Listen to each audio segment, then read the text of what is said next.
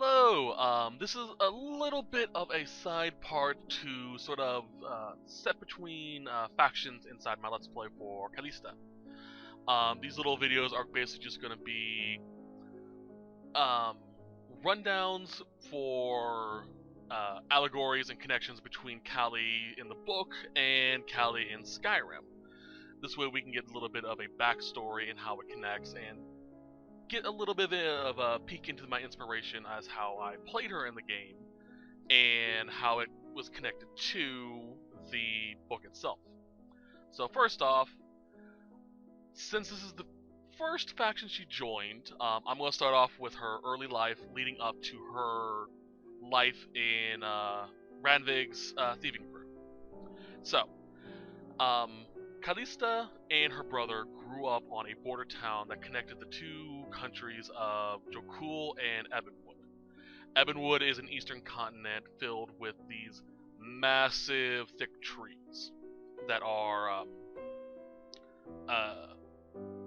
dark, black, purplish bark with dark leaves and silver fruit. They are a cursed tree, but to the denizens of the Ebonwood, it is home.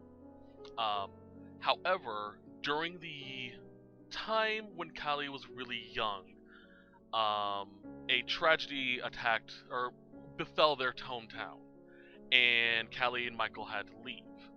Kalli was a little too young to properly remember her time in the Ebonwood, but she does have flashbacks to her time there, especially the time that they had to leave.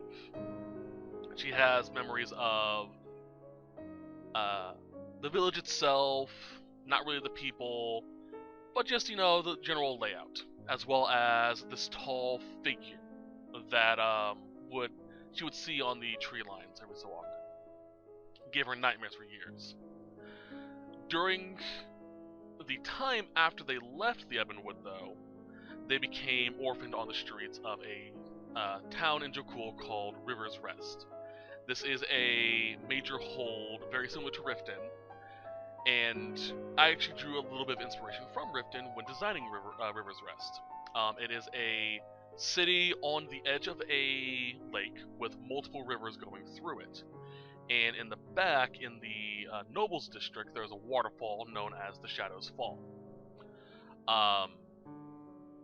When Kalli was really young with Michael, they were found by a dwarven man by the name of Aisling, who would adopt them, giving them the family names Aisdottir and Aisun. It is a Jokulian tradition. Even though he isn't Jokulian, he is dwarven. It is a tradition of the continent. So they became official members of his family. So during her young life with Michael, they would do odd jobs for their adopted father. And this sort of molded Kalli to be a little bit more brash than how she may have been had nothing happened in the Ebonwood. And due to Aisling's connection with Randvig, who was a prominent thieving crew leader, they eventually joined up with Randvig's crew as well. Aisling would carry out transportation details of illicit goods, stuff coming in and out of River's Rest, and Kalli and Michael would unload and load the shipments for them. When Kalli joined, she didn't really have much of a presence in the crew. She was mostly just a cut purse. She would find people out on the streets, cut the drawstrings on their coin pouch, and take it and run away. That was her job. Because of this, she became very good with navigating locations and getting around, as well as reading people.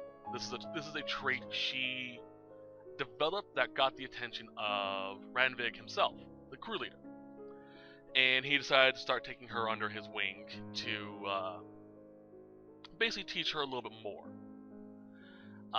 As she grew older, this is probably about when she is 10 to 11, I would say. they would start training her to be more of a enforcer, a more physical person, someone who actually would have a physical presence in the crew and not just some cutpurse. So she began training how to fight. She didn't have very much talent in terms of magic, unlike Michael, who was a natural at it. So he would spend time balancing books, ledgers, stuff like that. Callie became very hands-on. She got really good at fighting. So eventually she became what is referred to as a closer. Essentially, when she was in her mid-teens, Ranvig would send her out to close on deals. While he wouldn't send her out to deal with particularly strong people, he did send her out to deal with stronger and stronger and stronger people. Until she could basically hold her own against knights. In Skyrim, I represented this by her taking on more jobs that were less book-oriented and more sneaking in, getting out, and stuff like that. When a job would fail, I would have her go and go, alright, fine. I'm gonna beat you until you submit, which she does do. The whole nocturnal side quest thing doesn't really play into Kallista, but Kallista does follow the goddess of night and darkness in my world, Runa. Very similar concept with Nocturnal and Runa. There are differences in how they deal with things. Runa isn't as shrouded in mystery as Nocturnal is, and Runa doesn't give blessings just to thieves. She gives blessings to anyone who needs help in the dark. And due to Kali's profession at the time, she preferred dealing in the dark, and so she became a follower of Runa. About it, honestly, there isn't really much to get with that.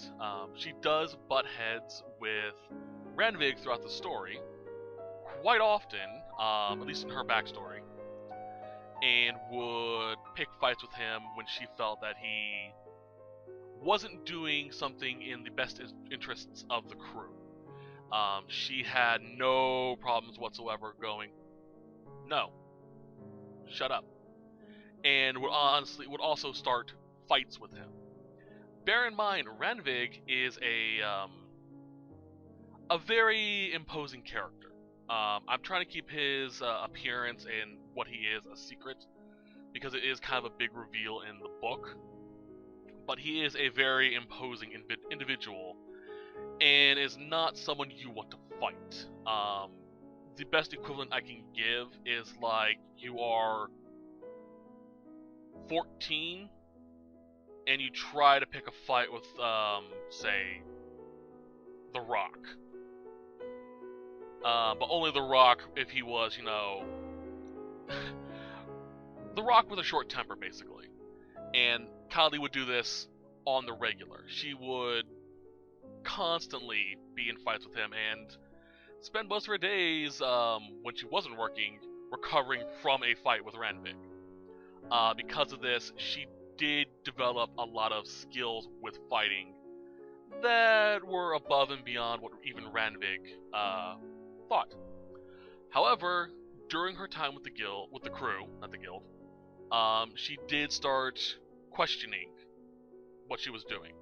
She saw families being destroyed by some of the stuff that Ranvig was doing, and while she couldn't really get away from the crew, she did want to do something more noble, and so she started her own little splinter crew and tried to do something a little more noble, which brings us to the next faction.